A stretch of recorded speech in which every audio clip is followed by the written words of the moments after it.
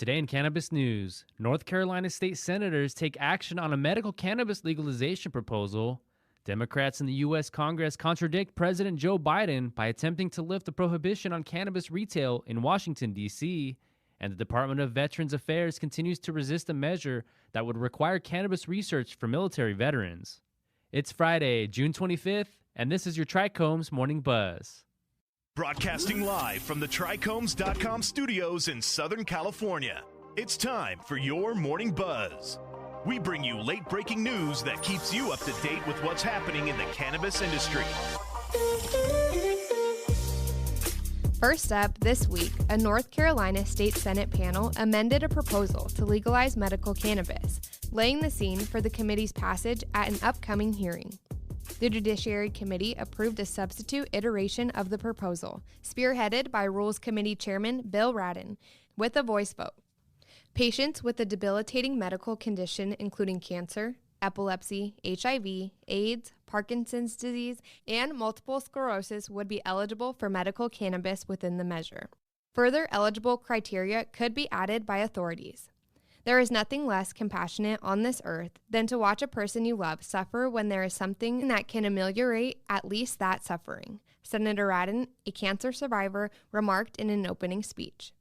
Per a report, a 13-member medical cannabis advisory board would be authorized to review petitions to add a new debilitating medical condition and have the power to add a new debilitating medical condition within a substitute amendment accepted by the panel.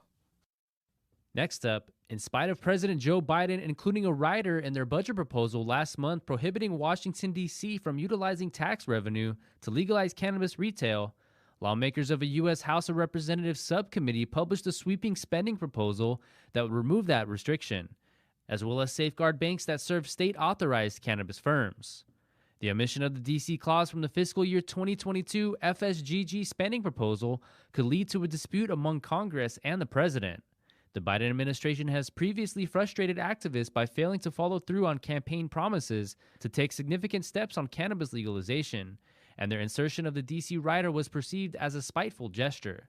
In April, the mayor of the district stated that local authorities are ready to go forth with establishing a legal structure of recreational cannabis retail in the country's capital as early as when they overcome the remaining hurdle of federal involvement.